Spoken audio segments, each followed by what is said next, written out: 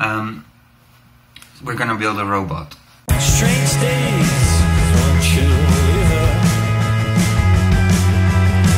I swear there's people walking to see them, but there's a whole lot of things that are crowding the air, don't you see her? Oh, breathing on the mindfuck of the century, I'm not saying we're going to build every single component from scratch. Most likely we are going to use a pre-made platform, something we just screw together and then hook up an Arduino, some motor controllers, and get mobility that way. We're going to focus mostly on the software for it. I'm going to build some interesting features, and it's fun that Boogie made a little appearance here, because I think the intention of my robot is going to be to give Boogie a friend, because I think he could use a friend, especially when I am at work. Be cool if he could get a friend, and meanwhile I get to explore a little bit of interaction design between a digital robot and a biological dog, because that's going to be a problem, obviously, since this dog is not just any dog. This dog is quite a hyperactive dog and quite destructive dog. So the robot needs to be able to find a way to manage that behavior, or at least to be able to withstand that kind of behavior and be able to still give a proper interaction with that. So that's going to be kind of a long-running project for this channel, and I'm very excited about this because I really like building robots. I've only ever built one really sort of complete system. Turned out to be a little bit crazy. We'll go into that in some other video. I'm not going to make this introduction too long, because actually in this video we are going to already do a little bit of work. And the thing is that one of the more difficult things I had to manage in my previous robot project, which was a couple of years ago, was to get voice commands working. And I'm not just talking voice commands, I'm talking like full-on speech to text, you know? My main problem with that was to get a continuous flow going. So basically what I had set up on those days was it could only record for like a defined amount of seconds or even minutes if I wanted to. But basically the idea is I don't want to be saying something like, hey, okay robot, or you know, like I don't want to have a trigger sentence to start voice control. I want to be able to just randomly yell out to the robot and then give it some text input. And we are going to build that in this video.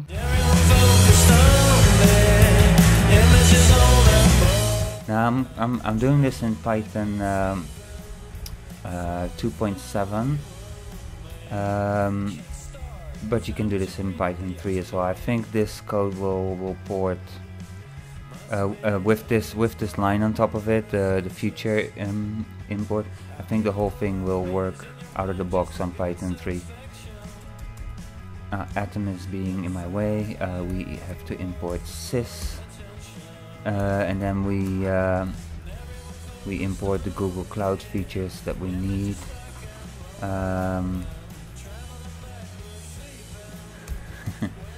Boogie is finding all kinds of things to play with. He really needs this friend because yeah, he's basically trying to slowly destroy everything I own.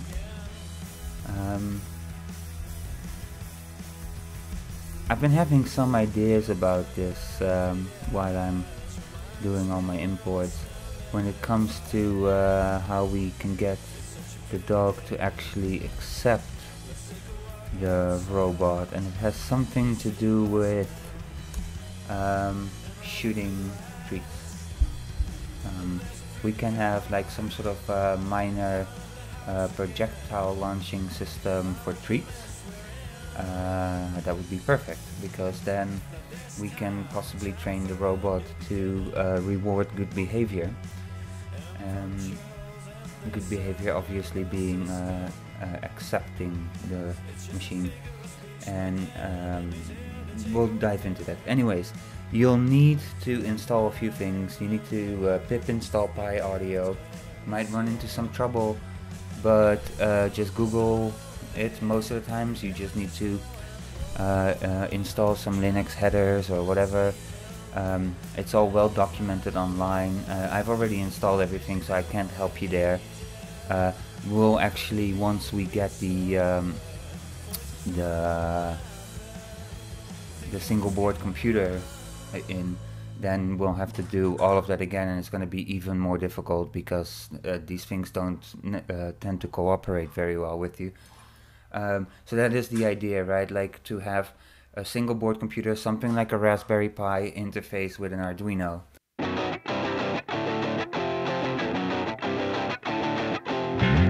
Meet me, boys, down at the hillside. Bring him, get tied to a wheelchair. We'll conduct experiments. We'll conduct experiments. We'll conduct experiments. We'll conduct experiments. Why him? Why me, he asks.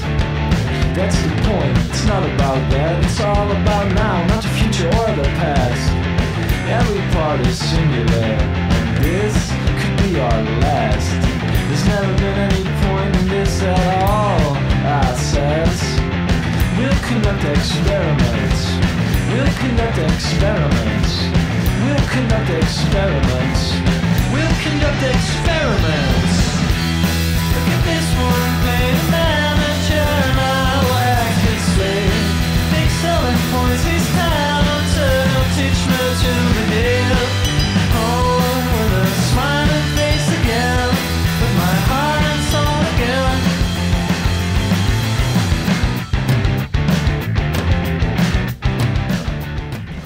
I will probably, I might have already been doing this in the edit. I will probably just speed parts of it up, because I'm sure you don't want me to narrate the code, and wherever necessary I will just slow it down again. This one, he is still fresh, he's ready to confess.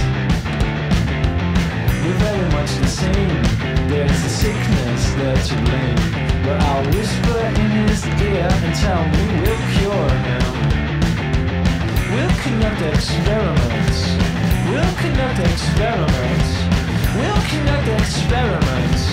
We'll conduct experiments. Look at him now, he's an actor trying to sell his shit alive. While the market's saturated, he's still driving up the price. Home with a smiling face again, with a smiling face again, with my heart and soul again.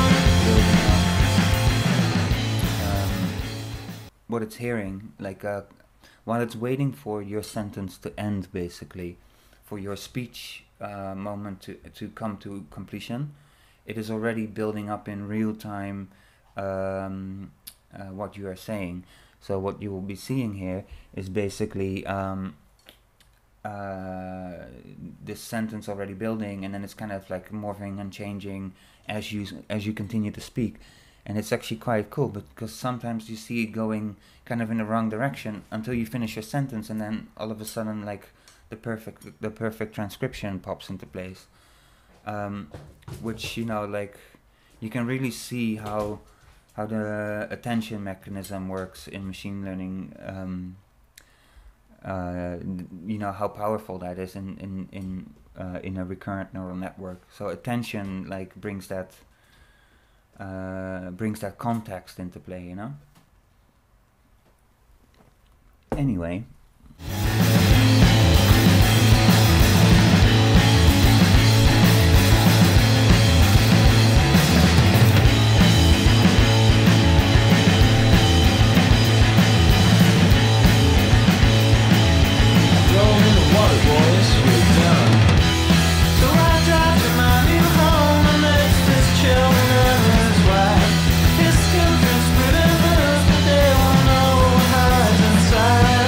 Home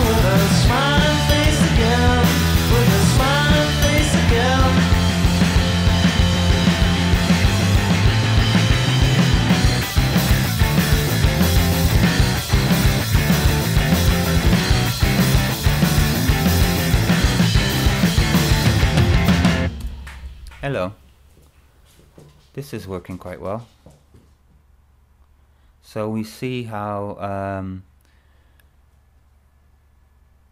well, yeah, it's like, it's just, you know, transcribing all this stuff in real time, and it's doing a pretty good job.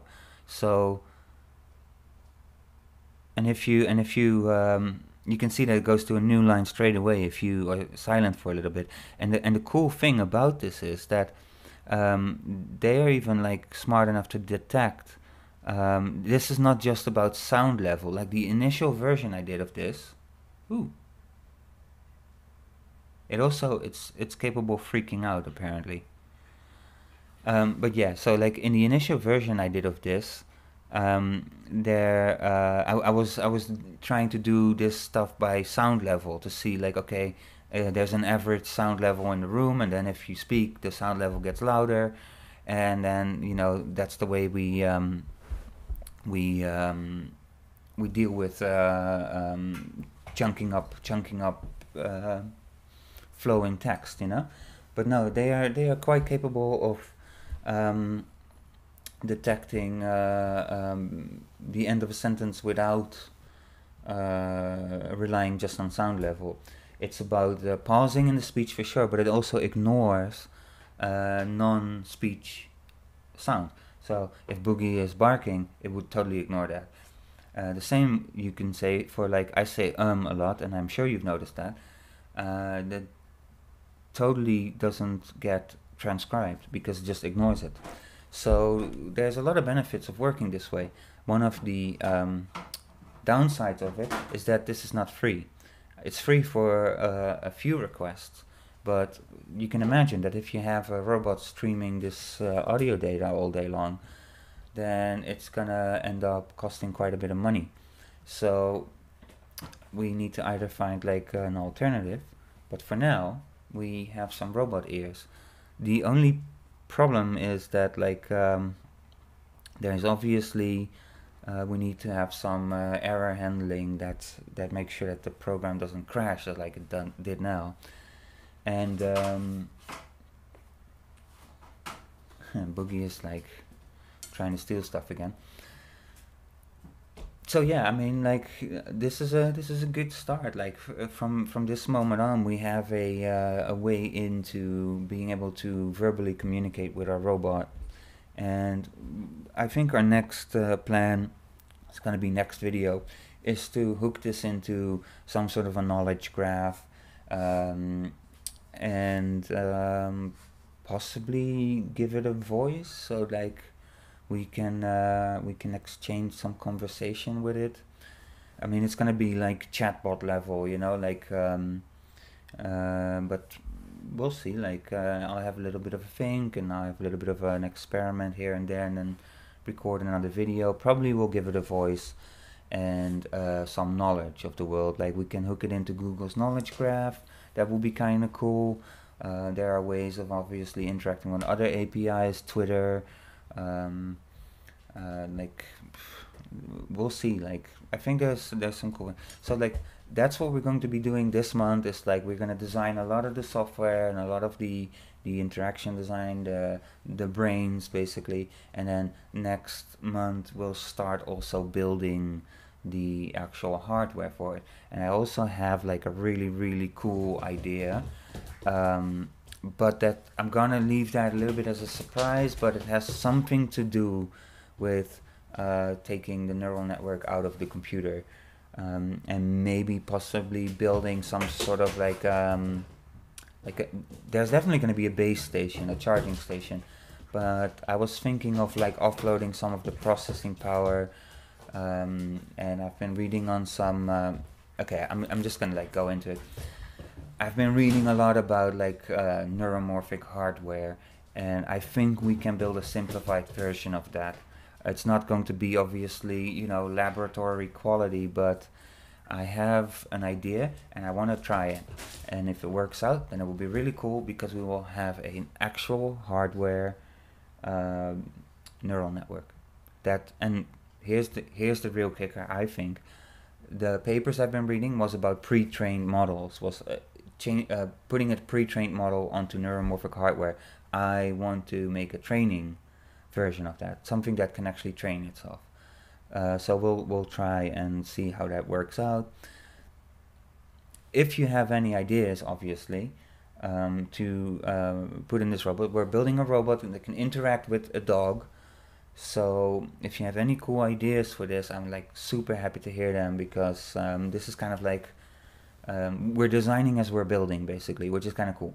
So I'm gonna sign off now because like I'm talking way too much, and then I hope to see you later.